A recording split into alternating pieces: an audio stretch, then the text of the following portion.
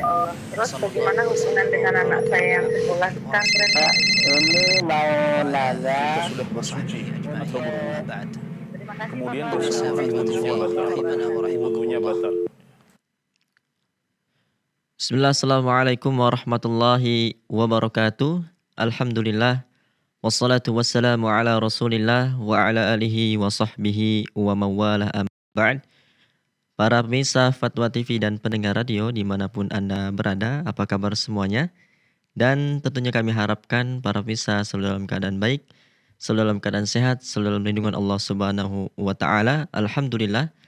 Segala puji syukur atas kehadirat Allah Subhanahu wa Ta'ala. Senang sekali dalam kesempatan yang berbahagia ini kembali kita berjumpa dalam program live interaktif Fatwa TV, bekal Muslim, fikih jual beli dan muamalah kontemporer lainnya, bersama guru kita Ustadz Dr. Muhammad Arifin Badri, hafizahullahu ta'ala, yang beliau ini merupakan wakil merangkap sekaligus perangkap anggota dari Dewan Fatwa Perhimpunan Al-Irsyad.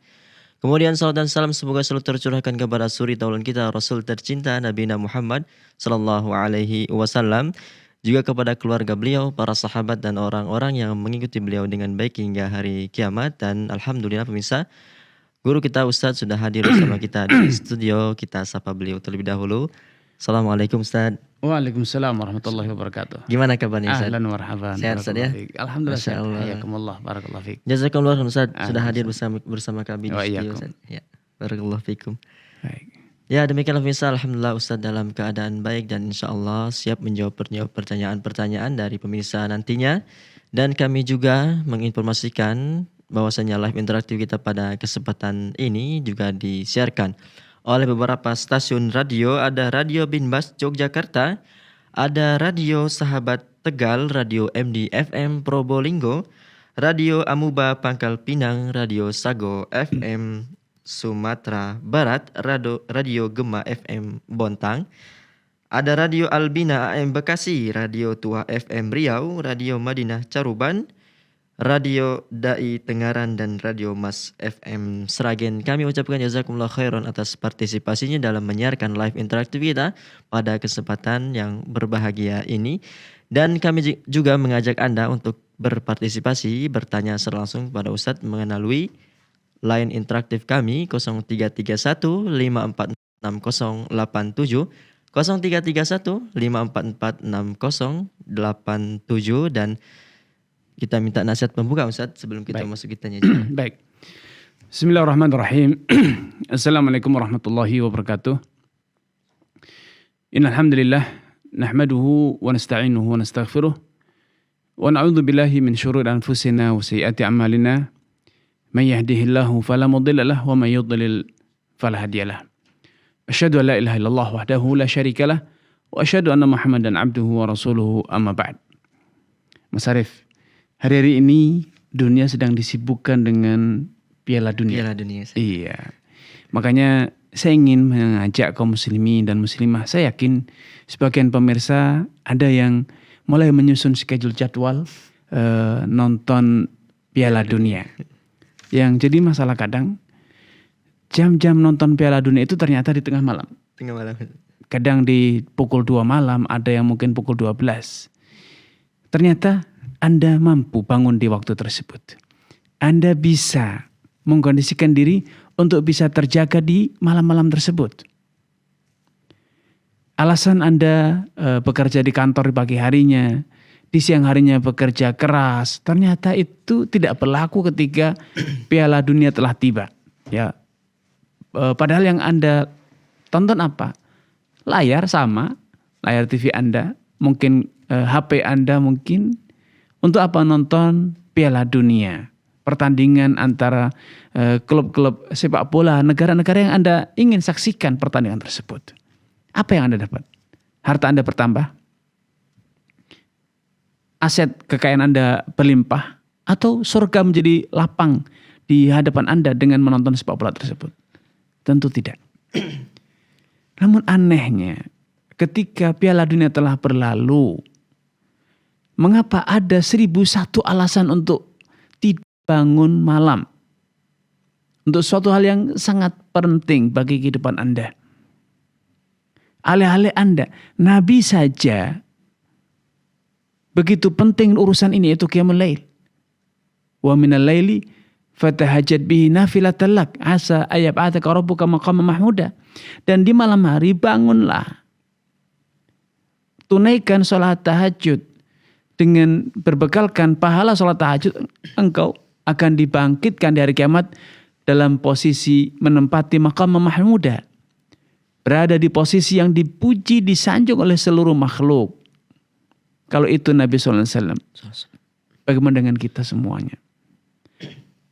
Piala dunia apa yang Anda dapat? Anda tidak ingin ketinggalan misalnya klub kesayangan Anda memasukkan bola atau memenangi pertandingan.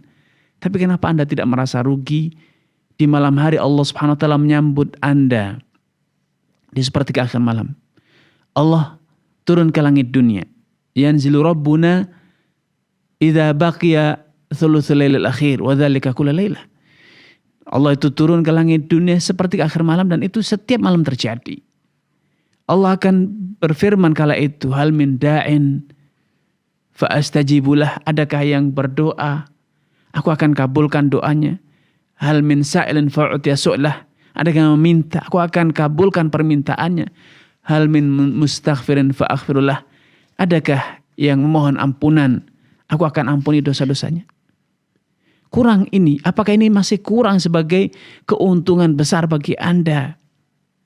Kalau Anda hari ini berdalih dengan pekerjaan, mungkin perdagangan, maka ketahuilah qiyamul lail itu akan menjadikan perdagangan Anda penuh dengan keberkahan. Allah akan memberikan pertolongan. Itu momentum bagi Anda untuk meminta kepada pemilik dunia dan segala isinya.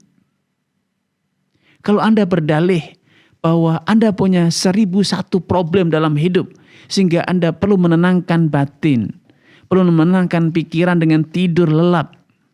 Tahukah Anda bahwa sumber ketenangan, sumber kedamaian hidup itu adalah Allah Subhanahu wa taala. Senantiasa ingat Allah Subhanahu wa taala. Ala bi dzikrillah tatmainul qulub. Bukankah dengan mengingat Allah jiwa-jiwa itu akan damai?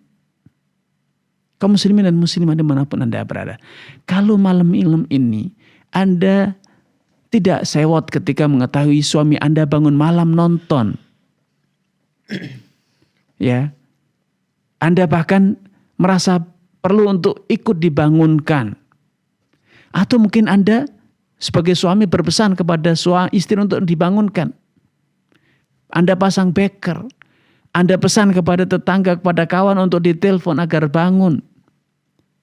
Mengapa Anda tidak melakukan itu untuk melakukan qiyamul lail? Kaum muslimin, kaum muslimah dimanapun Anda berada, hari-hari ini terbukti bahwa Anda semua bisa bangun malam. Dan bangun malam itu ternyata tidak menjadikan pekerjaan Anda terbengkalai. Anda tetap bisa bekerja, Anda tetap bisa berkarya, berdagang, Anda tetap bisa berjualan, Anda tetap bisa mengantor, pergi ke kantor dan seterusnya dengan Anda bangun malam. Ya, Anda bisa mempersiapkan diri. Hari ini Anda mempersiapkan diri dengan tidur lebih dini agar bisa bangun malam. Mengapa Anda tidak bisa mempersiapkan diri untuk bangun malam untuk sesuatu yang lebih penting dari itu semua? Apa itu? Berjumpa dengan Allah Subhanahu wa taala. Anda mungkin hari ini merindukan untuk bisa melihat bagaimana pemain sepak bola Brazil, sepak bola Meksiko atau yang lainnya mengocek bola. Anda kagum, bercak kagum, Anda pun ikut bersorak, bergembira, gemuruh ruang Anda. Tidakkah Anda merasa rindu untuk bisa menyebut nama Allah di tengah kegelapan malam? Tidakkah jiwa Anda merasa rindu untuk menyebut nama Ar-Rahman, Zat yang Maha Pengasih, yang telah memberi Anda segalanya, semua yang Anda miliki dan yang akan Anda dapatkan di dunia ataupun di akhirat? Kaum muslimin, bangkitlah dari kelalaian yang telah begitu lama. Mari kita berintrospeksi diri. Mari kita kobarkan semangat kita untuk qiyamul lail, menyadari bahwa ada sesuatu yang lebih penting dari semuanya itu, yaitu tegaknya ibadah kita di hadapan Allah Subhanahu wa taala. Allah taala alam. Jazakallah khair Baik, Ustaz. barakallahu fiik. Insyaallah. Hayakumullah. Ya, demikianlah para pemirsa Fatwa TV dan pendengar radio, nasihat pembuka dari Ustaz. Semoga apa yang Ustaz sampaikan bermanfaat untuk kita semua. Dan kembali kami mengajak Anda untuk bertanya secara langsung kepada Ustaz dengan menghubungi nomor 0331 544 6087.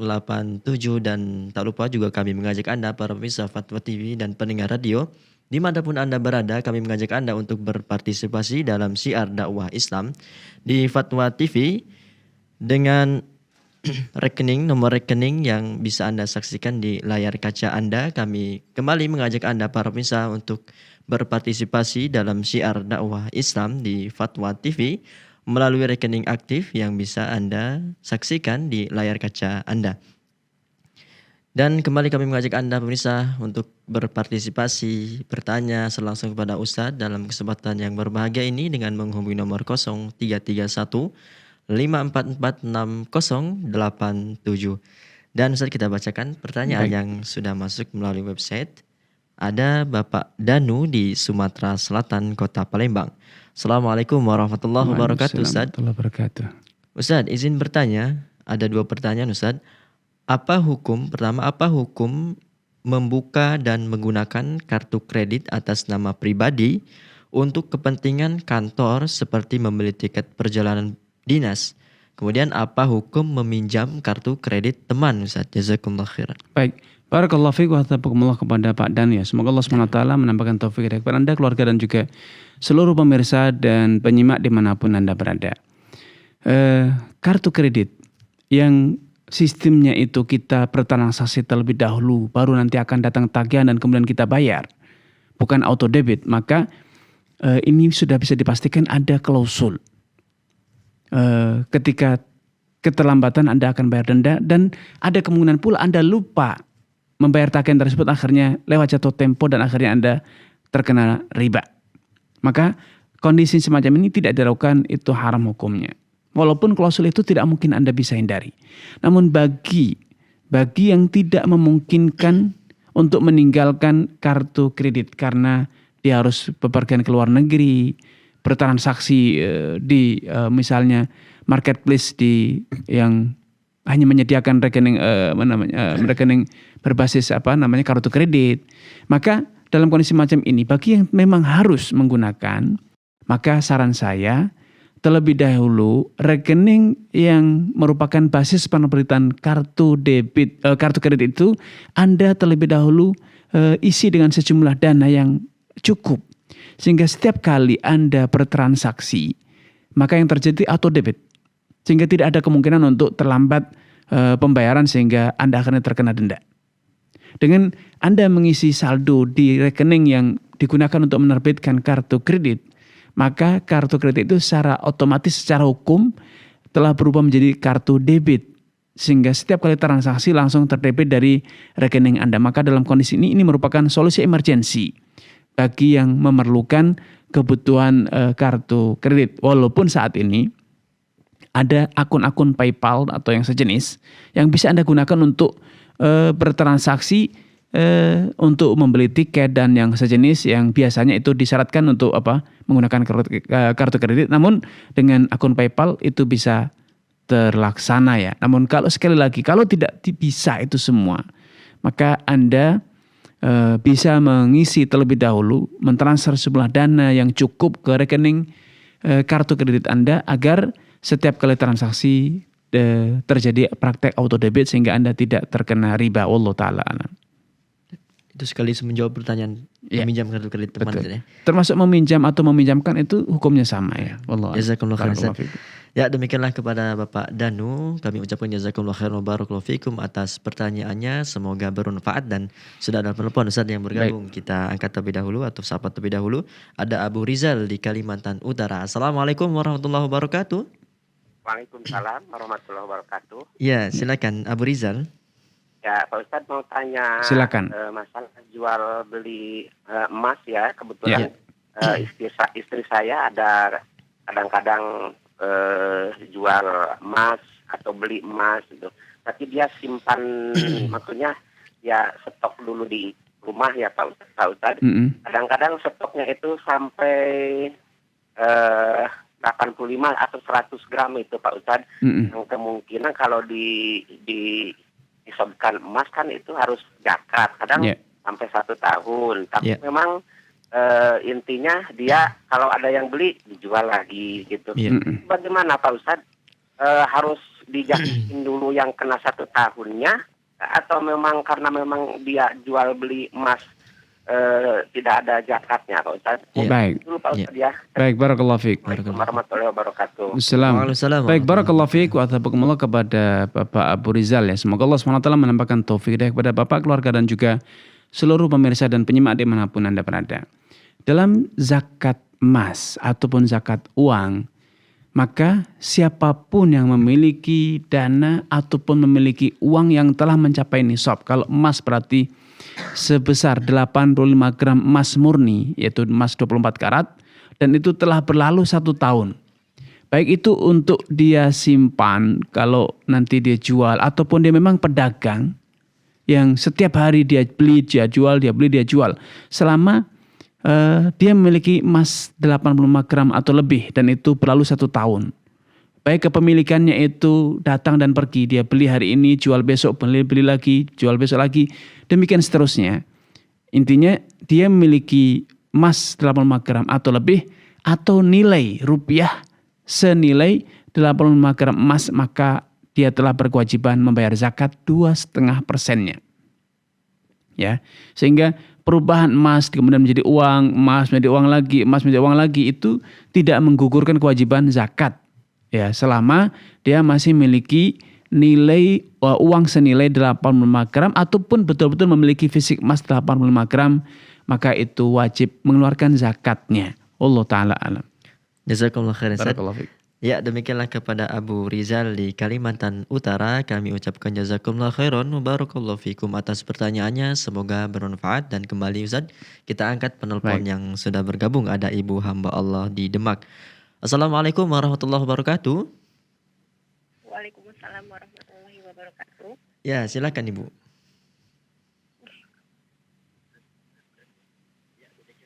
Ya, silakan Ibu. Assalamualaikum. Waalaikumsalam warahmatullahi wabarakatuh. Silakan Ibu. Assalamualaikum. Semoga Allah berkahi Amin. Mana kadzalik. dan kaum muslimin. Afwan izin bertanya. Iya. Bismillah. Saya seorang gadis, insya Allah Desember 2022 mendatang akan menikah. Baik. Ya. Allah, ya, dan kakek ayahnya ayah sudah meninggal. Ya. Saat ini hanya ada adik kandung laki-laki dan om adik kandung laki-laki ayah. Keduanya alhamdulillah muslim. Ya. Namun adik saya sholatnya bolong-bolong juga merokok. Kemudian om saya terkadang masih mengonsumsi miras, rokok, dan sepengetahuan saya menjaga sholatnya hanya om dari ibunya yang baik agamanya. Iya. Apakah yang seharusnya menjadi wali saya ketika menikah? Baik. Jazakumullahu khairan. Iya. Baik, barakallahu fiik wa athabakumullah kepada saudari dari Demak ya. Semoga Allah SWT menampakkan taufik hidayah, dan tadi menyampaikan informasinya akan segera menikah di bulan Desember ya. Semoga pernikahan yang sakinah mawaddah dan rahmah. Amin. Dan berdasarkan informasi yang disampaikan tadi bahwa lelaki terdekat kepada beliau adalah adik kandungnya, maka beliaulah yang berhak menjadi wali. Adapun dia merokok, kadang-kadang tidak sholat, selama masih meyakini bahwa sholat itu wajib, namun dia tinggal karena malas dan jenisnya, maka dia masih muslim dan dia yang paling berhak menjadi wali. Ya, beliau yang paling berhak menjadi wali. Kecuali kalau kemudian beliau mewakilkan perwaliannya itu kepada orang lain, baik petugas KUA ataupun lelaki lain dari tokoh masyarakatnya, ustadz setempat atau yang lainnya, maka boleh. Tapi selama beliau siap menjadi wali, maka tidak boleh digantikan dengan yang lainnya. Allah taala alam. Jazakumullah khairan. Ya, demikianlah kepada ibu hamba Allah di Demak, Jawa Tengah. Kami ucapkan jazakallahu khairan barakallahu fikum atas pertanyaan, dan semoga Allah Subhanahu wa taala memudahkan segala urusan yang bertanya, keluarga dan para pemirsa semuanya. Kembali Ustaz, kita angkat penelpon yang sudah bergabung. Ada Umu Fawas di Kalimantan Tengah. Assalamualaikum warahmatullahi wabarakatuh. Waalaikumsalam warahmatullahi wabarakatuh. Ya, silakan Umu Fawas. Assalamualaikum warahmatullahi wabarakatuh. Waalaikumsalam. Silakan Ibu. Ustaz, saya seorang pedagang kambing akikoh. Ya. Jadi semua kambing yang tersedia di kandang saya semuanya sudah berusia masuk usia akikah gitu. Ya. Nah, Iya. misal begini Ustadz, terkadang kita motong kambingnya itu tidak menyebut niat kambing ini disembelih untuk bulan demi bulan. Ya. Nah, kalau misalnya kita tidak menyebut dengan niat itu, apakah sah kambing itu untuk akikah? Ya. Iya.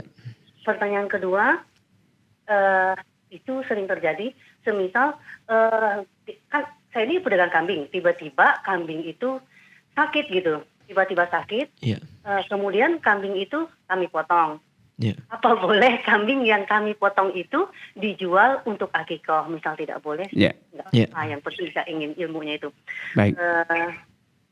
Kemudian untuk pedagang kambing seperti saya bukan peternak tapi pedagang.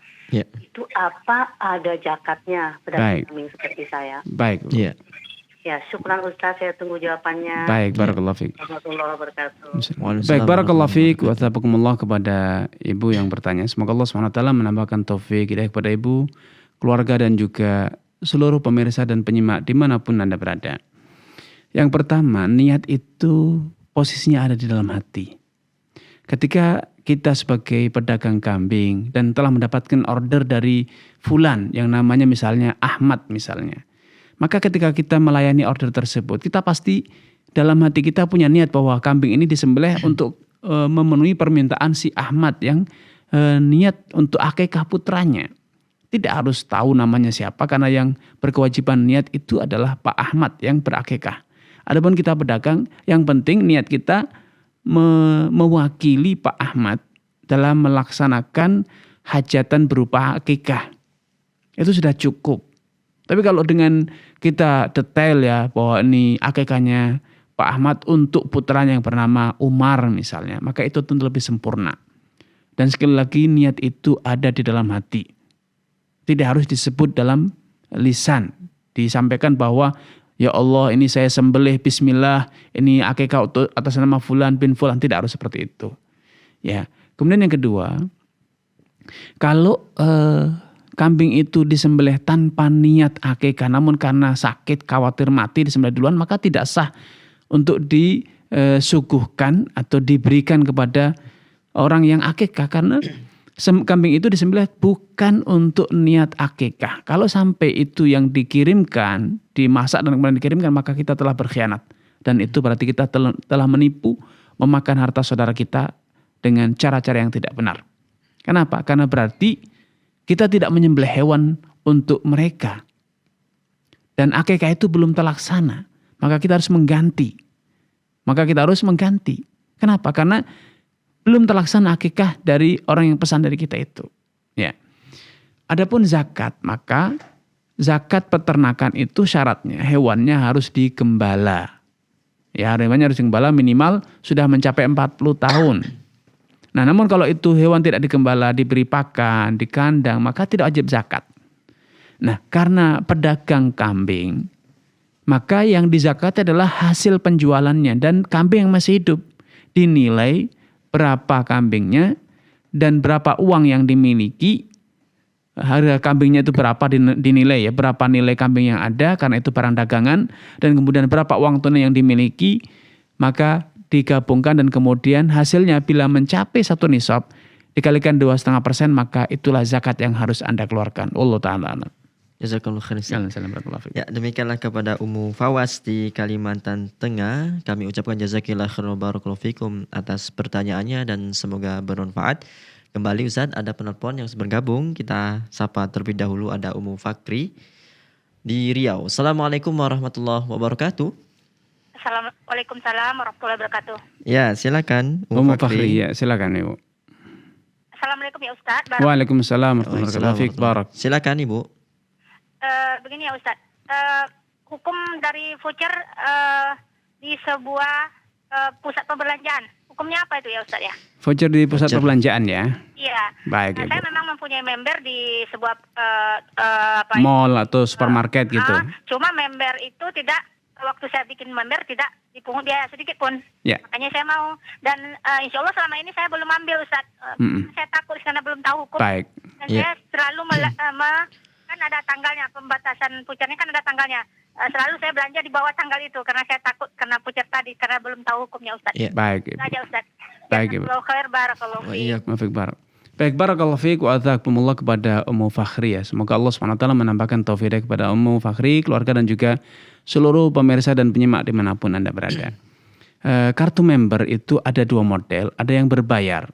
Sehingga setiap bulan kita harus deposit, sehingga ketika transaksi harus dipotong dari deposit tersebut, atau kita membayar uang, ya, bukan deposit untuk pembayaran, tapi kita harus store uang, iurannya misalnya setiap bulan itu 200.000 atau 300.000 dan akan mendapatkan potongan sekian persen dari setiap transaksi berapapun transaksi kita. Maka bila kartu membernya itu semacam ini yang harus deposit atau harus membayar uang iuran, maka ini riba. Karena deposit dan iuran itu adalah piutang ya, yang akan dikembalikan karena kita akan menagihnya dalam bentuk barang ataupun jasa yang kita dapat dari pusat-pusat belanja tersebut. Ya.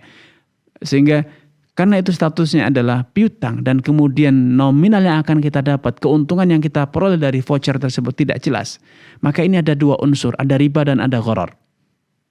Ada 2 aspek, yaitu ada riba dan ada urusan gharar, yaitu ketidakpastian berapa yang kita akan dapat dari manfaat voucher tersebut. Namun bila kartu belanja atau kartu langganan itu tidak berbayar, kita hanya membayar uang penerbitan kartu saja, sejumlah misalnya 15.000, 20.000, senilai proses cetak kartu langganan tersebut. Maka ketika kita dengan kartu member, kartu langganan itu mendapatkan diskon atau mendapatkan poin ketika terkumpul bisa ditukarkan dengan barang tertentu yang senilai, maka insya Allah tidak masalah, boleh digunakan ya. Dan itu tidak termasuk riba dan juga bukan termasuk gharar ataupun judi. Allah Ta'ala. Jazakumullah khairan.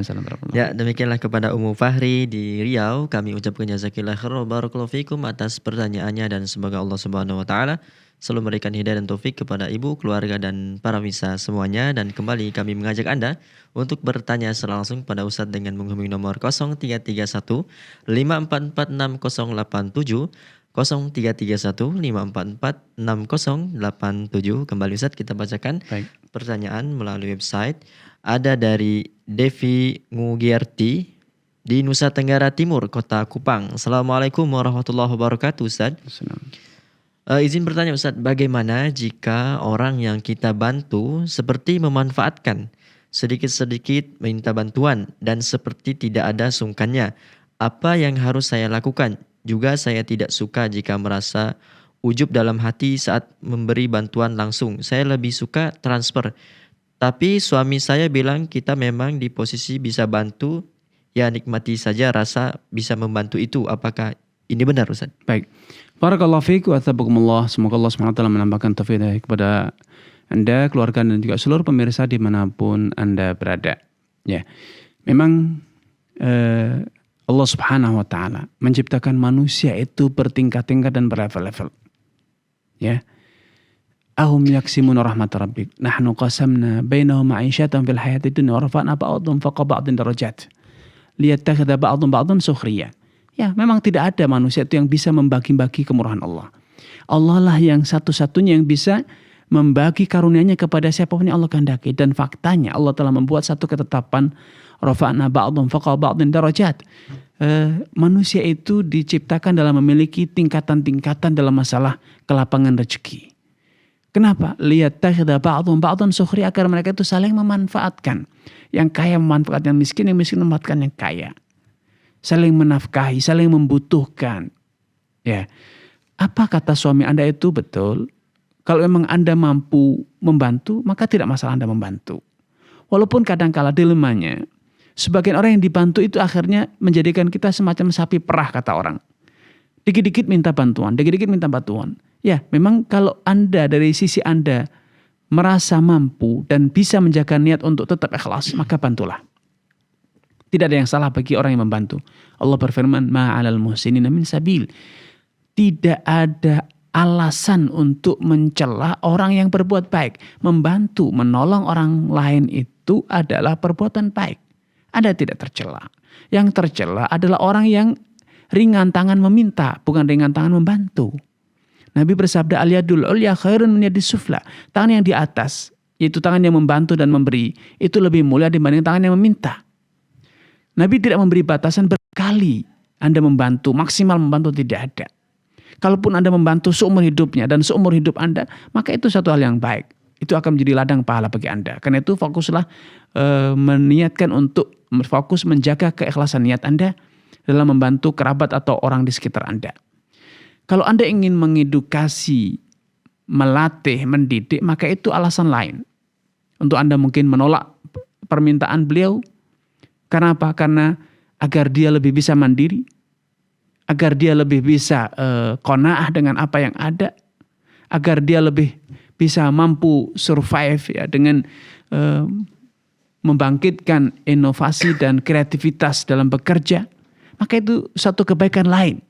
Ya, tapi ketahuilah bahwa dalam Islam tidak ada batasan berapa kali maksimal membantu. Kalaupun membantu seumur hidup, maka itu hal yang baik. Maka itu hal yang baik. Sebagaimana suami membantu, melayani, menafkahi, berbuat baik kepada istri. Sebaliknya demikian, istri melayani, membantu, menaati suami. Sampai kapan? Seumur hidup. Kenapa? Itu amal kebajikan. Kebajikan kemarin itu tidak cukup untuk hari ini. Hari ini kita terus butuh untuk berbuat kebaikan. Rasulullah bersabda, ala kulli sulama bimni adam kulla yaumin tatlu fihi syams sadaqah. Setiap sendi manusia itu yang berjumlah 360 sendi. Setiap hari itu wajib disedekahi. Anda wajib bersedekah atas setiap sendi, karena sendi manapun yang bermasalah, Anda akan kesakitan, Anda akan menderita di dunia ini. Maka bersedekahlah sebagai ekspresi bersyukur atas sehatnya sekian banyak sendi dalam tubuh Anda. Kalau satu saja sendi itu bermasalah, sakit, Anda tidak akan bisa menikmati hidup. Karena itu syukurilah sehatnya setiap sendi dalam tubuh Anda. Dan rasa syukur itu diekspresikan dengan apa? Dengan bersedekah. Salah satunya adalah dengan memperbanyak tasbih, tahlil, tahmid. Dan kata Nabi, wa yakfi dzalika kulli raka'atan yarka'u marajul min ad-duha. Dan cukup mewakili mensyukuri 36 sendi itu dengan cara apa? Menunaikan sholat duha. Pahalanya sudah cukup mewakili bersedekah sebanyak 36 kali. Ya, tapi intinya syukurlah nikmat. Sadarilah Allah SWT menjadikan Anda tangan di atas. Jaga itu agar Allah senantiasa menjadikan tangan Anda di atas dan tidak membalik menjadi tangan yang di bawah. Allah Ta'ala. Jazakumullah khairan. Ya, demikianlah kepada Ibu Devi ya. Kami ucapkan jazakillah khair wa barakallahu fikum atas pertanyaannya dan semoga bermanfaat. Dan semoga Allah Subhanahu wa taala selalu memberikan rezeki yang melimpah kepada ibu, keluarga dan para pemirsa semuanya. Kembali kami mengajak Anda untuk berpartisipasi, bertanya langsung kepada Ustadz dengan menghubungi nomor 0331 544 6087 0331 544 6087. Dan kembali Ustaz, kita bacakan pertanyaan ada dari Muhammad Sekal Maulidan di Jawa Barat, Kabupaten Bogor. Assalamualaikum warahmatullahi wabarakatuh Ustaz. Izin bertanya Ustaz, saya adalah seorang pengusaha di bidang kuliner, melakukan skema usaha dengan cara syirkah. Ada 10 orang yang tergabung, termasuk 5 orang yang diamanahi untuk jadi pengelola dengan modal awal 100 juta. Di akhir tahun ada bagi hasil. Apakah bagi hasil tersebut boleh dibagikan walaupun belum balik modal terlebih ada perbedaan prosentase antara pengelola dan anggota syirkah? Jazakumullah khair. Baik. Barakallahu fiik wa thabakumullah. Semoga Allah Subhanahu wa taala melimpahkan taufik hidayah kepada saudara Muhammad, keluarga dan juga seluruh pemirsa dan penyimak dimanapun Anda berada. Dalam skema bagi hasil, maka tidaklah ada hasil kecuali bila modal itu sudah bisa diamankan. Tidak harus dikembalikan. Dan memang idealnya tidak ada proses pengembalian modal selama kerjasama itu masih berlangsung. Yang ada adalah bagi hasil saja. Namun di akhir tahun, di periode tutup buku di akhir tahun, ada laporan pembukuan. Sehingga ada aset yang masih ada, walaupun telah terjadi penyusutan nilai aset.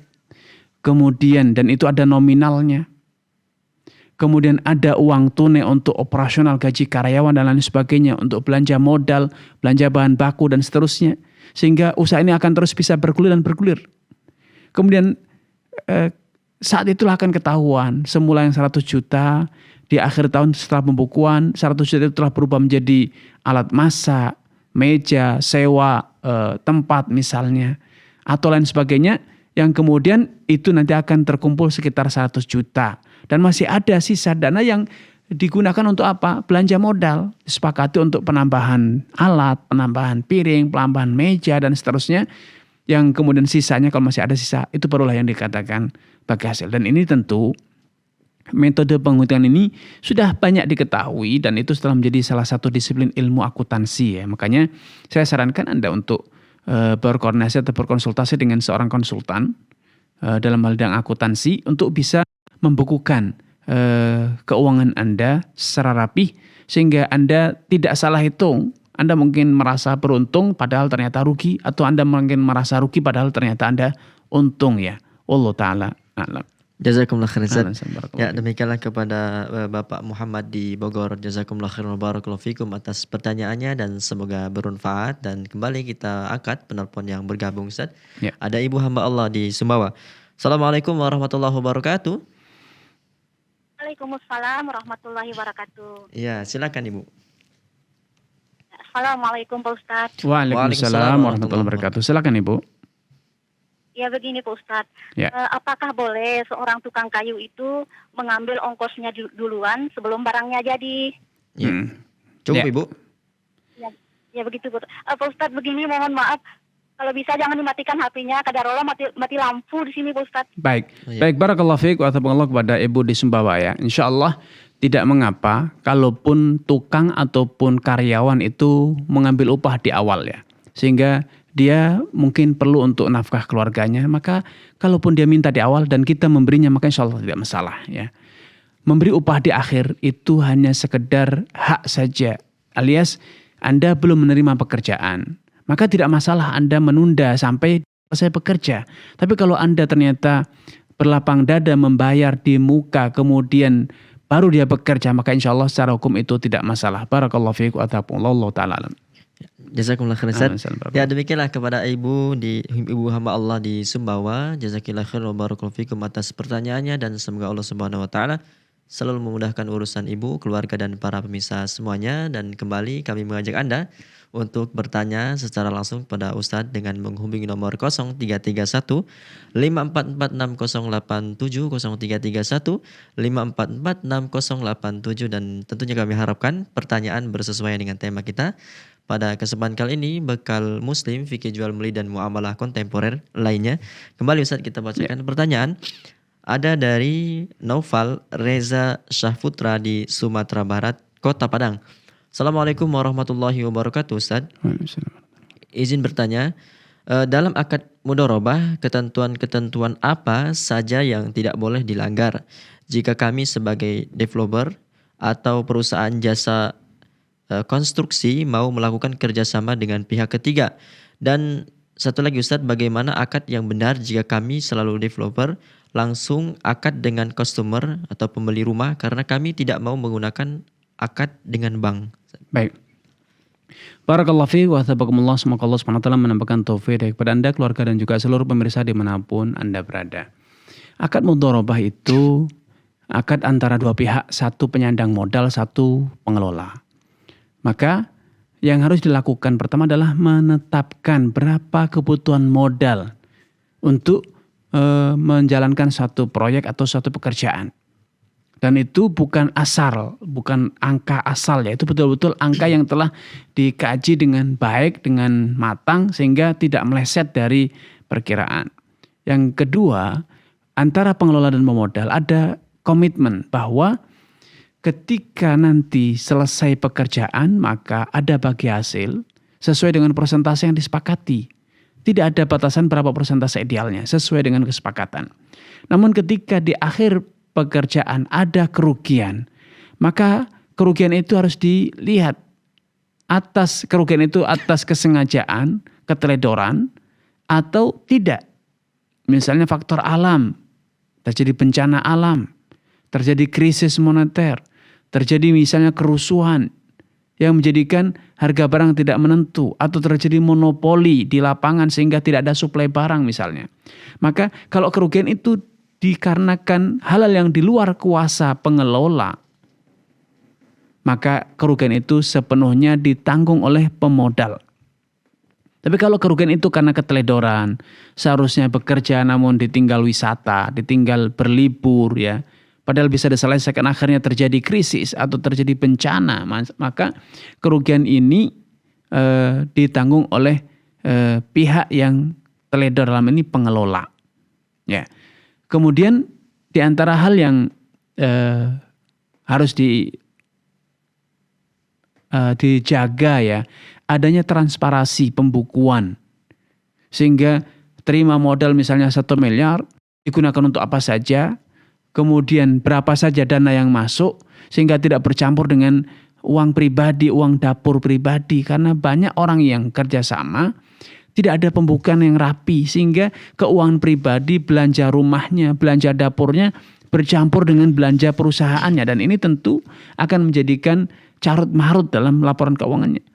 Sehingga perusahaan seharusnya untung, tapi karena sebagian dananya digunakan untuk belanja rumah, belanja pribadinya, membiayai anaknya sekolah dan sebagainya, akhirnya dinyatakan perusahaan rugi. Sebetulnya bukan rugi, tapi dikorupsi. Makanya transparansi dalam pembukuan, kerapian dalam pembukuan itu harus dijaga. Ya, harus dijaga. Dan yang terakhir, yang paling primer adalah bahwa bidang usaha yang kita kerjakan itu harus betul-betul halal. Karena kita ingin menerapkan skema mudharabah yang itu merupakan akad syar'i, maka skema-skema syar'i tidak boleh digunakan untuk menjalankan proyek-proyek yang haram. Kalau kerjasama saja harus halal, apalagi objek dari pekerjaannya, maka tentu lebih utama untuk dipastikan kehalalannya. Wallahu ta'ala a'lam. Ya, jazakumullah khairan Ustaz. Ya, barakallahu fiik. Ya, demikianlah kepada Naufal Reza Syahputra, jazakumullah khairan barakallahu fikum atas pertanyaannya, dan semoga Allah Subhanahu wa taala selalu memberikan hidayah taufik kepada yang bertanya, keluarga dan para pemirsa semuanya. Dan kembali di sisa waktu yang ada ini, kami mengajak Anda untuk bertanya langsung kepada Ustadz dengan menghubungi nomor 0315446087. Kembali Ustadz, kita bacakan pertanyaan dari Raihan, Jawa Tengah, Kota Semarang. Assalamualaikum warahmatullahi wabarakatuh, Ustadz. Izin bertanya, apakah boleh seorang muslim bekerja sebagai data scientist, dan apa hukumnya belajar aplikasi untuk scanning pot sedangkan program tersebut berlogo mata satu, Ustadz? Ya, baik. Barakallahu fiik wa athabakumullah. Semoga Allah SWT menambahkan taufik kepada saudara Riza, keluarga, dan juga seluruh pemirsa dimanapun ada. Ilmu itu tidak ada salahnya untuk dipelajari. Baik sains yang berkaitan dengan manusia ataupun manusia kedokteran medis, ataupun sains yang berkaitan dengan teknologi informatika ataupun yang lainnya, itu suatu hal yang bermanfaat. Hanya saja masalahnya adalah untuk apa ilmu itu digunakan. Ya, untuk apa ilmu itu digunakan? Kalau digunakan untuk yang halal maka halal penghasilannya. Kalau digunakan untuk hal yang haram maka haram pula penghasilannya. Nah, masalah perusahaan atau merek yang menggunakan logo bermata satu, maka itu tidak masalah. Itu bukan hal yang haram. Kecuali bila itu merupakan identitas kelompok-kelompok yang tercela. Katanya mata satu itu simbol dari kelompok satu, misalnya pemuja setan. Kalau memang itu betul, maka kita tidak boleh menyerupai mereka. Namun kalau ternyata itu bukan identitas mereka, ya, karena berbeda satu mata, tapi model dan bentuknya berbeda, desainnya berbeda, maka tidak masalah. Ya, tapi kalau itu betul-betul model mereka kemudian kita tiru, maka itu yang haram. Man tasyabbaha biqaumin fahuwa minhum. Siapapun yang menyerupai satu kelompok, maka itu tergolong dari kalangan mereka. Namun ada kesalahpahaman yang sudah beredar di masyarakat, bahwa dianggap bahwa mata satu itu simbol Dajjal. Ini adalah salah besar. Dajjal tidak bermata satu, Dajjal itu bermata dua, seperti wajarnya manusia biasa. Ya, hanya saja salah satu matanya itu cacat. Ka'anna ihda ainaihi ainabatun tafiyah, kata Nabi. Salah satu matanya itu seakan-akan ainabah tafiyah, buah anggur yang sudah mau membusuk itu, jadi membengkak, berisi air, ya, itu cacat matanya, sehingga bagaikan kalau digambarkan satu matanya itu sehat walafiat, yang satunya cacat, hanya wujud mata tapi tidak bisa melihat. Sehingga salah besar kalau ada anggapan bahwa satu mata itu simbolnya Dajjal. Itu bukan demikian. Tidak ada dalil yang mengatakan Dajjal itu matanya satu. Tapi inna rabbaka laisa bi'awar, kata Nabi. Rabbmu itu bukan juling, bukan kero kata orang Jawa, yang hanya bisa melihat satu mata. Wa inna Dajjal a'walul ainil yumna. Dajjal itu mata kanannya cacat, sehingga dia hanya bisa melihat dengan mata kirinya. Nah ini kalau yang dimaksud adalah mata satu itu simbol Dajjal, maka itu salah besar, tidak masalah. Tapi kalau kemudian desainnya itu menyerupai identitas kelompok yang tercela, yang konon itu merupakan identitas dari sekte pemuja setan satanik, maka Anda tidak boleh menirunya. Wallahu ta'ala a'lam. Jazakumullah khair Ustaz. Barakallahu Ya, demikianlah kepada Raihan di Jawa Tengah, kami ucapkan jazakumullah khairan wa barakallahu fikum atas pertanyaannya, dan semoga Allah Subhanahu wa taala selalu memberikan hidayah dan taufik kepada yang bertanya, keluarga dan para pemirsa semuanya. Dan kembali kami mengajak Anda untuk bertanya langsung kepada Ustadz dengan menghubungi nomor 0331546087. Dan kembali Ustadz, kita bacakan pertanyaan. Ada dari Ramdhani Hardiansa di Jawa Barat, Kabupaten Garut. Assalamualaikum warahmatullahi wabarakatuh, Ustaz. Saat ini saya sangat ingin menjadi seorang tentara. Namun setelah saya belajar agama, tiba-tiba saya tidak mau karena saya cari artikel membahas tentang tentara ini sangat jarang, Ustaz. Pertanyaannya, bagaimana hukum menjadi tentara, Ustaz, dengan kondisi yang Ustaz ketahui tentang negara dan tentara saat ini, Ustaz? Baik. Barakallahu fiik wa athabakumullah kepada saudara Ramdhani. Semoga Allah SWT menambahkan taufik kepada Anda, keluarga, dan juga seluruh pemirsa dimanapun Anda berada. Menjadi tentara di negara muslim itu satu hal yang bagus. Kalau orang-orang baik seperti Anda enggan menjadi tentara, maka siapa yang akan menjadi tentara di negara ini? Orang-orang yang buruk. Orang-orang yang berjiwa rakus, ambisinya hanya mencari keuntungan pribadi, memanfaatkan jabatannya untuk mengeruk korupsi ataupun keuntungan personal. Ya, tentu ini satu kondisi yang sangat buruk. Karena itu saya sarankan, kalau Anda memang memiliki kemampuan dan Anda skill untuk menjadi tentara, jadilah tentara. Negara ini butuh orang-orang baik seperti Anda yang siap menjaga kedaulatan negara dan juga siap menegakkan keadilan, kebenaran di tengah negara kita ini. Allah Ta'ala. Ya, jazakumullah khairan. Ya, demikianlah kepada Hamdani di Garut, jazakumullah khairan wa barakallahu fikum atas pertanyaannya dan semoga bermanfaat. Kembali Ustaz, kita bacakan pertanyaan dari Faris Surya Wardana di Jawa Tengah, Kabupaten Wonosobo. Assalamualaikum warahmatullahi wabarakatuh, Ustaz. Ustaz, masjid di sekitar saya lantai atasnya digunakan untuk sholat rawatib dan lantai bawahnya digunakan untuk aula, tetapi sering digunakan untuk sholat Jumat dan terkadang setelah kajian untuk sholat duha. Dan masjid tersebut memiliki pagar. Bolehkah masjid menggunakan bagian aula atau di dalamnya untuk berdagang yang kemudian keuntungannya untuk kas masjid, Ustaz? Baik. Barakallahu fiik wa athabakumullah. Semoga Allah Subhanahu wa taala menambahkan taufik kepada Anda, keluarga, dan juga seluruh pemirsa dimanapun Anda berada. Bukan hanya di tempat Anda, banyak tempat semacam itu. Di lantai 2 itu untuk masjid, lantai bawahnya untuk toilet. Lantai satunya untuk masjid, lantai atasnya untuk pasar, sejenisnya. Nah ini kembali kepada niat pembangunan. Kalau memang aula bawah itu untuk gedung serbaguna sehingga peruntukannya macam-macam. Kalau dibutuhkan untuk kajian ya untuk kajian. Kalau untuk Jumatan tidak muat di lantai atas, maka sebagian sholat di lantai bawah atau sebaliknya, maka itu insya Allah tidak masalah sesuai dengan niat. Namun karena lantai bawah itu diniatkan bukan spesifik untuk masjid, namun untuk ruang serbaguna, maka tidak berlaku hukum masjid di sana. Yang berlaku hanya di lantai yang memang diniatkan untuk menjadi masjid, tempat ibadah khusus. Ya. Adapun ruang serbaguna yang kadang untuk sholat duha, kadang untuk sholat jamaah, kadang untuk sholat Id dan seterusnya ketika penuh masjid, maka itu tidak berlaku hukum masjid sehingga Anda boleh berdagang di sana, wanita haid boleh tidur di sana, boleh duduk di sana dan seterusnya. Wallahu taala a'lam. Jazakumullah khair Ustaz. Assalamualaikum. Ya, demikianlah kepada Faris di Wonosobo kami ucapkan jazakumullah khair wa barakallahu fikum, dan semoga Allah Subhanahu wa taala selalu memberikan hidayah dan taufik kepada yang bertanya, keluarga dan para pemirsa semuanya. Dan kembali Ustaz, kita bacakan pertanyaan dari Reski di Sulawesi Tengah, Kota Palu. Assalamualaikum warahmatullahi wabarakatuh Ustaz. Ustaz, saya sebagai ojol, saya beberapa kali melakukan pelanggaran-pelanggaran yang apabila diketahui maka saya akan dipecat. Pertanyaannya, apakah wajib bagi saya untuk menceritakan kepada tempat kerja saya sehingga bisa diketahui apakah saya masih berhak untuk bekerja atau sudah tidak lagi Ustaz? Baik. Barakallahu fiik wa atabakumullah. Semoga Allah Subhanahu wa taala menampakkan taufik kepada Anda, keluarga dan juga seluruh pemirsa dimanapun Anda berada. Kalau pelanggaran itu tidak merugikan perusahaan, alias tidak ada barang perusahaan yang Anda ambil, maka Anda tidak wajib menceritakan pelanggaran itu. Cukup Anda bertobat, menyesal dan tidak mengulanginya lagi. Ya, tapi ketika ada hak perusahaan yang Anda ambil, maka Anda harus mengembalikannya. Dengan segala resiko yang akan terjadi, mungkin Anda akan dipecat atau Anda akan diberhentikan dan seterusnya.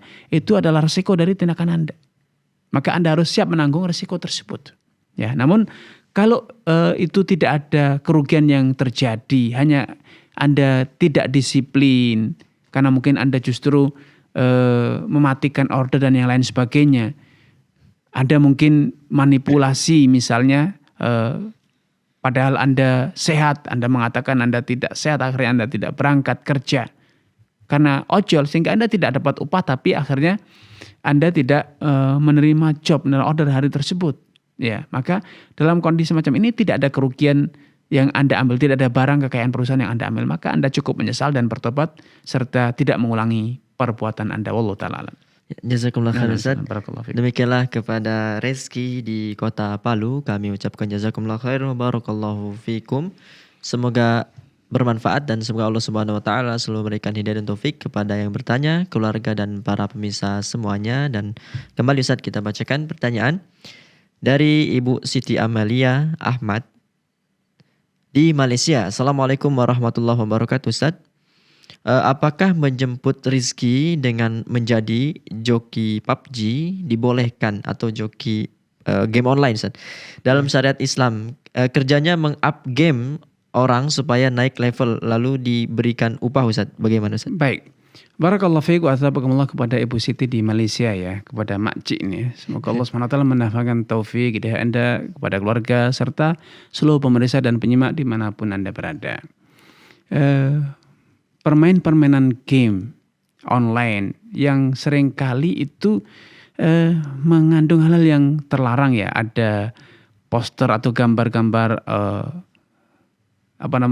non wanita yang memamerkan auratnya, kemudian ada musik, kemudian lagi itu juga ada judinya, kadangkala harus bayar, nanti yang kalah akan habis pulsanya atau yang sejenis, yang menang mendapatkan pulsanya, mendapatkan keuntungan. Maka ini adalah suatu hal yang terlarang. Apalagi game online hari ini itu sudah kelewat batas ya. Anak-anak kita, generasi pemuda sudah kerancingan, menghabiskan waktunya berjam-jam. Bahkan sudah menjadi rahasia umum, sebagian orang terinspirasi berjahat, membunuh, merampok, memerkosa karena terinspirasi oleh apa? Oleh adegan-adegan yang ada di game-game online tersebut. Dan ini sudah bukan menjadi rahasia lagi, bukan 1-2 kasus lagi, sudah banyak kejadiannya. Maka saya sarankan kepada kaum muslimin dan muslimat di mana Anda berada, tinggalkan game online. Jangan gunakan, jangan manfaatkan, jangan biarkan anak-anak kita bermain game online. Ya, apalagi menjadi joki yang memanipulasi orang yang belum layak masuk ke level tertentu, akhirnya dengan trik-trik tertentu bisa masuk ke level tertentu. Ini tentu adalah penipuan, sehingga ini zulumatun ba'dhuha fawqa ba'dhin. Dosa di atas dosa. Sudah dosa, nipu lagi. Sudah mencuri, berbohong lagi. Itu misalnya dosa di atas dosa. Maka saya sarankan kepada kaum muslim dan muslimah, hindari dan jangan menjadi peserta pemain game online, apalagi menjadi orang yang menjual belikannya, mengedukasi dan menjadi tutornya, pelatihnya. Tentu ini akan menjadi dosa yang akan kita pikul di dunia ataupun di akhirat. Wallahu ta'ala alam. Jazakumullah khairan Ustaz. Ahlan wa sahlan. Ya, demikianlah kepada yang bertanya kami ucapkan jazakillah khairan wa barakallahu fik atas pertanyaannya. Semoga bermanfaat dan semoga Allah Subhanahu wa taala selalu memberikan hidayah dan taufik kepada yang bertanya, keluarga dan para pemirsa semuanya. Dan alhamdulillah Ustaz, tadi adalah pertanyaan terakhir kita pada kesempatan yang berbahagia ini. Jazakumullah khairan Ustaz atas waktu dan ilmunya, dan semoga di lain kesempatan kita dapat kembali berjumpa Ustaz. Amin. Barakallahu fikum. Ya, demikianlah para pemirsa Fatwa TV dan pendengar radio dimanapun Anda berada. Tadi adalah pertanyaan terakhir kita, dan kami ucapkan mohon maaf kepada para penelpon yang tidak sempat kami jawab atau angkat, dan kepada para penanya melalui website yang pertanyaan yang tidak sempat kami bacakan. Tapi Anda dapat terus menyaksikan live interaktif Fatwa TV dari Senin hingga Jumat. Dan informasi seputar Fatwa TV Anda dapat mengunjungi website kami di www.fatwatv.id. Kemudian update tanya jawab Anda dapat mengunjungi website kami di www.dewanfatwa.com/tanya jawab. Dan pemirsa, kami juga informasikan jangan kemana-mana, karena setelah ini kembali ada live interaktif fikih praktis ilmu waris bersama Ustadz Nizar Sa'ad Jabal hafizahullahu ta'ala. Dan kami juga mengajak Anda untuk berpartisipasi dalam syiar dakwah Islam di Fatwa TV melalui rekening aktif yang bisa Anda saksikan di layar kaca Anda. Kembali kami ulangi, kami mengajak Anda untuk berpartisipasi dalam syiar dakwah Islam di Fatwa TV melalui rekening aktif yang dapat Anda saksikan di layar kaca Anda. Dan semoga apa yang Ustaz sampaikan pada kesempatan yang berbahagia ini bermanfaat untuk kita semua. Kita akhiri perjumpaan kita dengan doa kafaratul majlis. Subhanakallahu wa bihamdika asyhadu an la ilaha illa anta astaghfiruka wa atubu ilaik. Wassalamualaikum warahmatullahi wabarakatuh. Ya Allah. Terus bagaimana hubungan dengan anak saya yang sekolah di pesantren?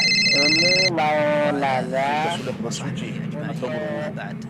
Kemudian bersentuhan dengan suami, wudunya batal.